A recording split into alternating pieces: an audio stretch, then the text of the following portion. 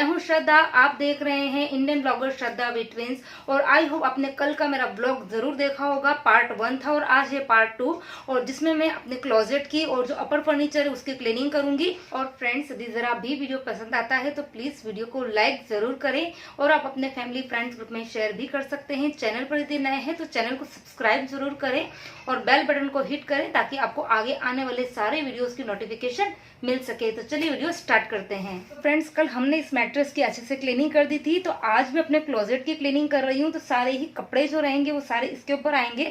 तो उसके पहले ये जो पुरानी बेडशीट है वो उसके ऊपर मैं डाल दूंगी। तो फ्रेंड्स, आप बहुत ही कम पैसा खर्च करके भी आप अपनी वार्डरोब को ऑर्गेनाइज करके रख सकते हैं। आगे वीडियो में मैं आपको बहुत ही अच्छे अच्छे टिप्स शेयर करने वाली हूँ, तो वीडियो को आप बिना स्किप किए हुए पूरा देखें। और मैंने बहुत ही ज़्यादा महंगे कोई भी ऑर्गेनाइजर जो है वो नहीं लिए हैं। मेरे पास में बहुत सी पुरानी चीज़ें पड़ी हुई थी और उन्हीं का यूज़ करके मैंने अपनी वार्डरोब को बहुत ही अच्छे से मेकओवर किया है। तो वीडियो को आप देखेंगे तो आपको बहुत ही पसंद आएगा। तो सबसे पहले मैं ऊपर वाले फर्नीचर को क्लीन कर रही हूँ। पहले मैं आपको अपने साथ जो ट्रेजेडी हुई है वो मैं आपके साथ शेयर करती हूँ कि जो फर्स्ट वाला फर्नीचर जो आपको दिख रहा है ऊपर वाला ना, तो उसके मैंने सारे सामान निकालने के लिए जैसे ही उसको ओपन किया तो उसके अंदर जो हाइड्रोलिक लगा रहता है ना, जिससे मैं उसको ऊपर करती हूँ और वो अपनी पोजीशन में बना रहता है। तो हुआ क्या, वो हाइड्रोलिक खराब हो गया और उसके बाद में बड़ा मुश्किल हुआ क्योंकि एक हाथ से मैंने उस फर्नीचर को ऐसे ऊपर से पकड़ रखा था और फिर दूसरे हाथ से सामान निकाला। और सामान जो है वो अंदर हैवी में तो कुछ नहीं था, लेकिन वो एक शादी की जो पुरानी एल्बम है वो काफ़ी हेवी थी और इसके अलावा एक ज्वेलरी बॉक्स वगैरह था ना, ये काफ़ी हेवी थे ना। तो क्लीनिंग का पैटर्न मेरा बिल्कुल सेम ही रहता है। सबसे पहले जितना भी सामान होता है वार्डरोब से वो पूरा मैं बाहर निकाल देती हूँ और उसके बाद में उसकी ड्राई क्लीनिंग करती हूँ। जितने भी स्पाइडर्स वगैरह रहते हैं वो सब हट जाते हैं और उसके बाद में उसकी वेट क्लीनिंग करती हूँ। और एट लास्ट में जो मैंने मेरा सबसे फेवरेट जो क्लीनर है जो मैंने घर पर बनाया है उससे क्लीन करती हूँ। तो ऊपर के तीनों ही फर्नीचर मैंने अच्छे से क्लीन कर दिए हैं, बहुत ही बढ़िया वाले क्लीन किए हैं। और अभी वो थोड़े थोड़े से गिले हैं, तो वो जब तक ड्राई होंगे और जिससे काम की है वो मैं रखूँगी और बाकी को मैं बाहर निकाल दूँगी, अलग से निकाल दूँगी। उसका आगे मुझे क्या करना है वो मैं बाद में देखूँगी। और हाँ, कुछ एक दो चीज़ें जो है वो मैं आपके साथ में अभी शेयर भी करूँगी। ये देखिए, तो देख के आपको पता चल रहा होगा कि बहुत ही बिग साइज जम्बो कार्ड है, ग्रीटिंग कार्ड है। और ये शादी के जस्ट बाद में जो फर्स्ट वैलेंटाइन डे आया था तो उसके ऊपर मेरे हस्बैंड ने मुझे दिया था। ये जो है ना वो फर्स्ट टाइम लेकर आए थे, तो ये मैंने अभी तक संभाल के रखा है। तो कुछ अच्छी अच्छी मेमोरीज होती है ना, वो हमें जब हम क्लीनिंग करते हैं स्पेशली दिवाली की ना, तो ये पुरानी चीज़ें हमारे हाथ में आती है ना, तो बड़ी खुशी मिलती है। कैसा लगा आप मुझे कमेंट बॉक्स में बताना। और डेट जो है ना वो इसके ऊपर लिखी हुई है, मैं आपको पास से बताती हूँ कि ये कब का है। 2014 फेब 2010। तो 2009 में हम लोग की मैरिज हुई थी और 2010 में फेब में जब आया था ये वैलेंटाइन डे, तब उन्होंने मुझे दिया था। और उसी वैलेंटाइन डे पर ये कार्ड मैंने उनको दिया था। और ये है मेरे शादी का चूड़ा और काफ़ी अच्छा था उसमें, लेकिन अभी तो ये थोड़ा सा पुराना सा लग रहा है। और लास्ट में मुझे अपने बच्चों को आखिर बुलाना ही पड़ा क्योंकि पहले जब मैंने सामान उतारे थे ना तब बच्चे स्टडी कर रहे थे और अभी मेरे लिए पॉसिबल नहीं था कि एक हाथ से उस फर्नीचर को पकड़ना और फिर नीचे से सामान कैसे लेंगे। और बच्चे तो वैसे भी इन सब कामों के लिए काफ़ी खुश हो जाते हैं, खुश तो होते हैं लेकिन थोड़ा काम भी बढ़ा देते हैं। मैंने सभी जो कंफर्टर वगैरह थे उनको अच्छे से फोल्ड करके रखा था और उनको जब मैंने देने को बोला तो उन्होंने मुझे सारे बिखेर बिखेर के दिए। तो थोड़ा मेरा काम बढ़ तो गया था लेकिन थोड़ी हेल्प भी मिल गई थी। और बच्चे जिस खुशी से नाच रहे हैं ना, उससे आपको उनके एक्साइटमेंट का पता भी चल गया होगा। और अब आते हैं नीचे वार्डरोब की क्लीनिंग। तो सबसे पहले सारी जितने भी साड़ियाँ हैं वो सारी मैं बाहर निकाल दूंगी। और वैसे मेरी वार्डरोब जो है वो बहुत ही ज़्यादा गंदी नहीं होती क्योंकि मैं टाइम टू टाइम उसकी क्लीनिंग करती रहती हूँ। और आपको दिख भी रहा होगा कि मैंने सभी चीज़ों को बहुत ही अच्छे तरीके से ऑर्गेनाइज करके रखा हुआ है। तो बहुत ज़्यादा मेरे को प्रॉब्लम नहीं हुई थी क्लीनिंग करने में। और हाँ, आपको मैं बता दूँ कि जितने भी ऑर्गेनाइजर्स है यानी कि जो कवर है साड़ी के कवर, वो बहुत ही कम पैसों के अंदर मैंने परचेज़ किए थे। और एक चीज़ मैं आपको और बता दूं कि आप है ना एक साथ में लेने की कोशिश ना करें सभी चीज़ें। यदि सब चीज़ें आप एक साथ में लेने की करेंगे ना तो पैसा बहुत ज़्यादा लगता है अपने को। चीज़ें उतनी महंगी नहीं होती लेकिन एक साथ में आप चीज़ों को परचेज़ करेंगे तो आपको ज़्यादा ही लगेंगे वो पैसे। तो मैंने भी सारी चीज़ें जो है वो थोड़ी थोड़ी करके इकट्ठी करी थी और अभी ऑलमोस्ट मेरे पास में जितने कवर्स मुझे चाहिए, जितनी ऑर्गेनाइज़र मुझे चाहिए ना, वो सारे ही मेरे पास में हैं। तो सारे ही सामान बाहर निकालने के बाद में मैंने अच्छे से एक बार झाड़ू से क्लीन कर दिया था और उसके बाद में इस स्प्रे से अच्छे से क्लीनिंग कर लूँगी।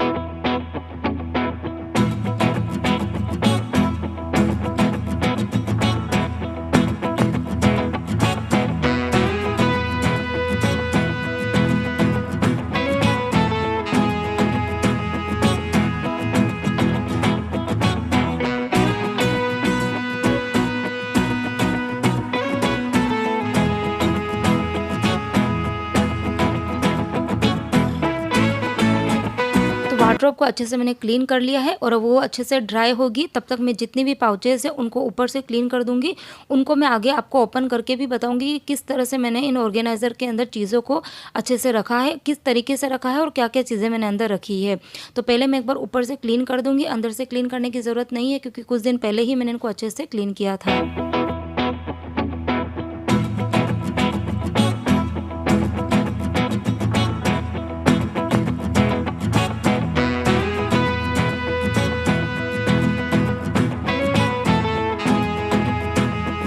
तो सबसे पहले मैं आपको बताती हूँ कि सिंगल साड़ी कवर के अंदर साड़ी को आपको किस तरीके से रखना है।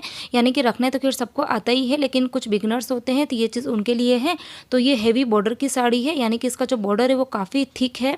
तो इसको आप किस तरह से ऑर्गेनाइज़र के अंदर रखेंगे, तो किस तरह से मैं आपको वीडियो में बता रही हूँ उसी तरीके से आपको इसको फोल्ड करना है। सबसे पहले आप 6 फोल्ड कर दें साड़ी को, और उसके बाद में जो ऊपर वाला बॉर्डर है उसको बिल्कुल नीचे की तरफ आपको नहीं लेकर आना है, नहीं तो वो बॉर्डर काफ़ी थिक हो जाएगा और फिर आप ऑर्गेनाइज़र के अंदर रखेंगे ना, तब साड़ी को आप वार्डरोब में मैनेज करते हैं तब वो ऊपर नीचे होती है, तो वो बिल्कुल भी सही नहीं लगता है। तो मैंने किस तरीके से रखा है आपको दिख रहा होगा, और साड़ी के साथ में ही उसका मैचिंग का जो ब्लाउज है वो भी आप रख दें, ताकि आपको जब कभी कहीं पर जाना है, किसी फंक्शन में पहननी है, तब आपको ऐसा ना हो कि ब्लाउज़ ना मिले। क्योंकि कई बार ऐसा होता है कि इतने ब्लाउज़ के अंदर आपको जब कोई ब्लाउज़ चाहिए ना, तब आपको वो नहीं मिल पाता है। तो मेरी कोशिश यही रहती है कि जिस साड़ी का फिक्स ब्लाउज़ है तो उसको उसी साड़ी के साथ में रख देती हूँ। तो है ना बहुत ही अच्छा सा आइडिया। और हाँ, ये सिंगल साड़ी के जो कवर्स है आजकल ऑनलाइन भी बहुत मिल रहे हैं, आपको लोकल मार्केट में भी मिल जाएंगे। मतलब 6 से 12, 6 पीस, 12 पीस और 24 पीस, इस तरह से अलग अलग कैटेगरीज के आते हैं। तो आप एक बार 6 पीस मंगाइए, यदि आप 12 पीस एक साथ में नहीं मंगा सकते हैं, और इस तरह से आप 2-4-6 महीने के अंदर 6-6 पीस मंगाते रहिए, तो साल भर में आपका स्टॉक जो है वो कंप्लीट हो जाएगा। अब उसके बाद में आती है कि पेटीकोट की बारी, कि आप पेटीकोट को किस तरह से फोल्ड करें और उनको किस तरह से ऑर्गेनाइज करके रखें। तो उसका भी मेरे पास में बहुत ही अच्छा एक टिप्स है। तो मैं उनको किस तरीके से फोल्ड कर रही हूँ एक बार आप वो देख लें। जितना छोटा आप पेटीकोट को फोल्ड कर सकते हैं उतना छोटा फोल्ड कर लें।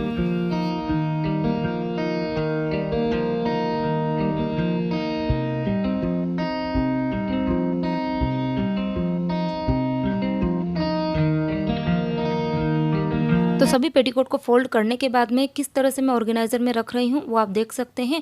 और इस तरीके से जब हम पेटीकोट को रखते हैं ना, तब बहुत ही अच्छे से विजिबल होते हैं, क्योंकि ये जो ऑर्गेनाइज़र है वो ट्रांसपेरेंट है।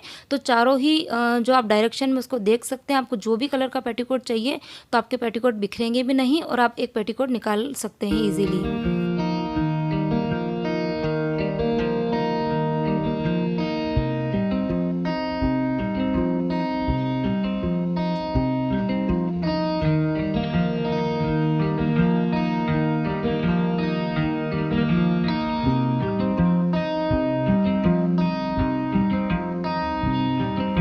अब बारी आती है ब्लाउज़ की। तो वैसे तो मैं जितने भी सिंगल जो कवर थे साड़ी के उन्हीं के अंदर मैं ब्लाउज़ रख देती हूँ, लेकिन कुछ ब्लाउज़ जो होते हैं वो कॉमन ब्लाउज़ होते हैं, यानी कि हम 2-3 साड़ी के ऊपर एक ही ब्लाउज़ पहनते हैं। तो इस तरह से जो एक्स्ट्रा ब्लाउज़ होते हैं वो मैं इन कवर के अंदर रख देती हूँ।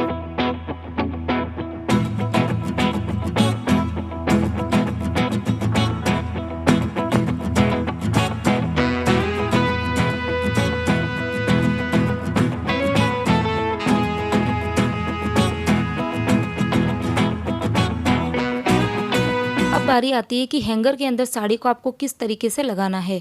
तो उसके लिए कैसा है ना कि आप एक बार साड़ी को 4 फोल्ड कर दें, जैसा कि मैं आपको वीडियो में बता रही हूँ। और साड़ी को आपको इस तरीके से फोल्ड करना है कि उसका कोई भी पल्ला जो होता है वो ऊपर नीचे ना हो, क्योंकि हैंगर के अंदर साड़ी तभी अच्छी लगेगी तो वो बिल्कुल इवनली फोल्ड होगी। यदि आपका एक भाग ऊपर एक भाग नीचे है ना, तब वो अलमारी कितने भी आप जमा के रखेंगे ना, तभी वो जमी हुई नहीं लगेगी।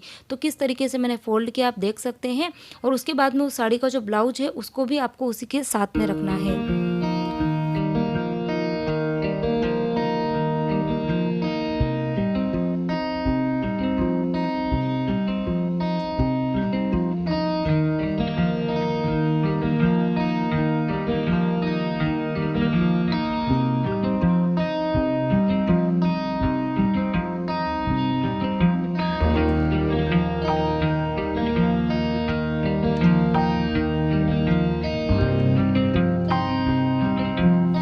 तो सभी ऑर्गेनाइज़र्स को मैंने अच्छे से जमा दिया है और अब मेरी अलमारी जो है वो भी अच्छे से सूख गई है। तो सभी ऑर्गेनाइज़र और जो कवर है उनको मैं अच्छे से जमा दूंगी अलमारी के अंदर। और इन ऑर्गेनाइज़र्स के अंदर रखने से मेरा काम बहुत ही आसान हो गया था, क्योंकि जब मैंने क्लीनिंग करी थी तब भी मैंने सारे ही पाउचेस को निकाल दिया था, फटाफट पूरी अलमारी खाली हो गई थी। यदि आप सभी साड़ियों को या फिर आपकी जो ड्रेसेस होती है उनको बिना ऑर्गेनाइज़र के रखते हैं ना, तब सारे ही सामान जब आप बेड पे रखते हैं तो वो बिखर जाते हैं और सभी को एक साथ फोल्ड करना पॉसिबल नहीं होता है।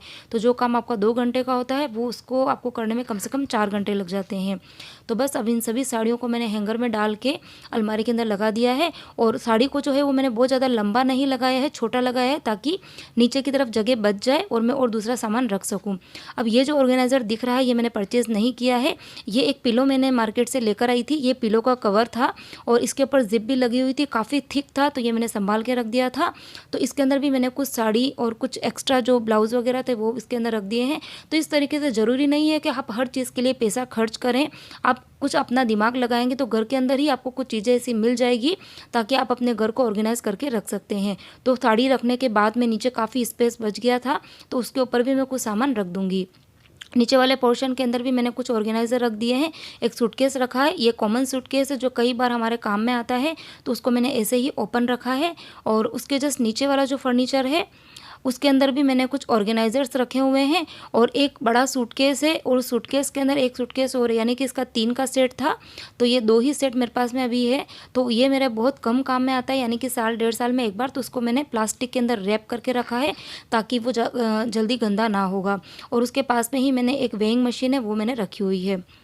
तो इस तरह से बहुत ही कम स्पेस में आप सामान को बहुत अच्छे से ऑर्गेनाइज़ करके रख सकते हैं। और अब बारी आती है कुर्तीज़ की। तो ये है मेरी हेवी कुर्तीज़ का पोर्शन। तो हेवी कुर्तीज़ जो है उनमें भी एक बार आप चेक कर लें कि जो चीज़ जो आप काफ़ी लंबे टाइम से नहीं पहन रहे हैं उनको आप डोनेट करने के लिए निकाल सकते हैं। ज़रूरी नहीं है कि चीज़ों का आप साल 2 साल तक आप उनको जो है इकट्ठा करके रखें और उसके बाद में डालें। जब वो ठीक ठाक कंडीशन में है तभी आप उसको डोनेट कर दें। तो बस मैं वो चेक कर रही थी। और उसके बाद में उनको फोल्ड किस तरीके से करना है ये भी बहुत ज़रूरी है, क्योंकि हेवी जो ड्रेसेस होती है उनको फोल्ड करना थोड़ा मुश्किल होता है। तो मैं आपको बता रही हूँ कि किस तरीके से फोल्ड आपको करना है। मार्केट में और भी बहुत तरह के ऑर्गेनाइज़र्स मिल रहे हैं। यदि आप पैसा खर्च कर सकते हैं तो आप लेके आ सकते हैं। ऑनलाइन भी मिल रहे हैं, आप लोकल मार्केट से भी लेके आ सकते हैं। लेकिन मेरा मानना यही है कि जब तक काम बन पा रहा है घर पे ही, तो आप कोशिश करें कि घर की चीज़ों से ही आप घर को ऑर्गेनाइज़ करें।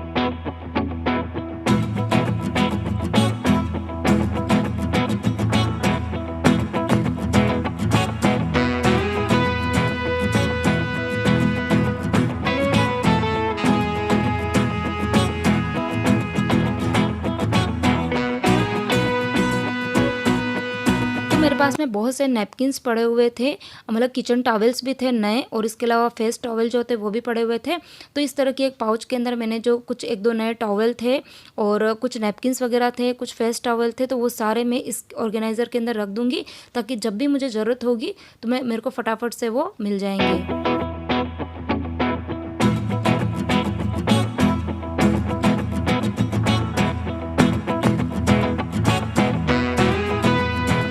बारी आती है मेरे वेस्टर्न कपड़ों की। तो बहुत ज़्यादा वेस्टर्न कपड़े मेरे पास में नहीं हैं, कुछ ही है। ये जो टी शर्ट है वो बहुत ही प्यारा टी शर्ट है जो कोविड से पहले मैं लेके आई थी, लेकिन उसके बाद कोविड आ गया तो कहीं बाहर निकल नहीं पाए और ये ऐसे ही पड़ा रह गया। तो जो भी वेस्टर्न कपड़े हैं वो भी मैं इस तरह से पाउच के अंदर ही रखती हूँ। और उसके बाद में जो कुछ 1-2 कुर्तीज़ हैं मेरे पास में, अच्छी वाली है वो भी, मतलब बहुत ज़्यादा हेवी नहीं है, तो वो भी मैं इसके साथ में रख दूँगी, क्योंकि वेस्टर्न कपड़े मेरे पास में ज़्यादा नहीं है तो इसमें थोड़ा सा स्पेस था, तो वो कुर्तीज़ को भी मैंने इसके साथ में ही रख दिया। और इसके अलावा यदि आपके पास में कोई पुराने कार्टून्स वगैरह हैं तो उनके भी आप इस तरह के ऑर्गेनाइज़र बना सकते हैं। बहुत से ट्यूटोरियल्स जो हैं वो यूट्यूब के ऊपर आप देख के बना भी सकते हैं।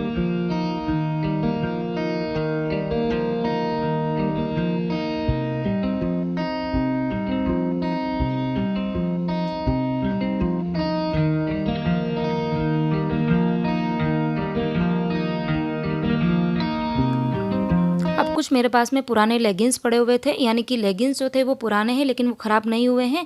उनकी कुर्तीज़ जो है वो ख़राब हो गई थी, तो उन लेगिंग्स को भी मैं अभी संभाल के रख दूँगी इन ऑर्गेनाइज़र के अंदर, ताकि अगली टाइम यदि उसके मैचिंग का कोई कुर्ता आता है तो वो लेगिंग्स जो है वो मेरा काम आ जाएगा।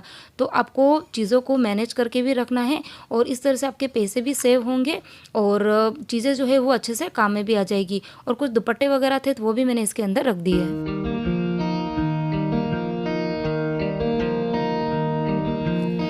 अब डेली रूटीन के कुछ दुपट्टे होते हैं स्पेशली शिफॉन के, तो उनको रखना बड़ा ही मुसीबत सा लगता है कि उनको हम किस तरीके से रखें ताकि वो अच्छे से ऑर्गेनाइज रहें। तो उसके लिए भी मेरे पास में एक टिप्स है। आप उसको एक बार जितना छोटा हो सके फोल्ड कर दें और उसके बाद में उसको भी आपको हैंगर के अंदर लगाना है, और किस तरीके से लगाना है वो मैं आपको आगे बता रही हूँ, आप देखते जाइए अच्छे से। और इस तरीके से यदि आप हैंगर के अंदर इन दुपट्टों को रखते हैं ना, तो एक तो ये हैंडी वे में आ जाते हैं, यानी आपको कहीं पर भी जाना है तो आपके पास में आपको जो दुपट्टा जिस कलर का चाहिए वो आपको मिल जाता है। यदि आप अलमारी में डायरेक्ट रख देते हैं तो कई बार कैसा होता है कि जो दुपट्टा ज़्यादा काम में आ रहा है या ऊपर पड़ा होता है ना, वही हमारे हाथ में आता है और वही अधिकतर यूज़ में आ जाता है, और बाकी जो दुपट्टे हैं ना वो पड़े ही रह जाते हैं। और यदि आप इस तरीके से हैंगर में लगा के रखते हैं तो सारे ही कलर्स आपको विजिबल होंगे और सारे ही दुपट्टे आपके जो है वो काम में आ जाएंगे। और जब इस तरह से आप सेफ्टी पिन लगाते हैं तो उसके बाद में आप कितना भी दुपट्टे हिलेंगे डुलेंगे लेकिन वो नीचे गिरेंगे नहीं। आप चाहें तो आप जो प्लकर्स होते हैं कपड़ों पे लगाने के, आप वो भी लगा सकते हैं।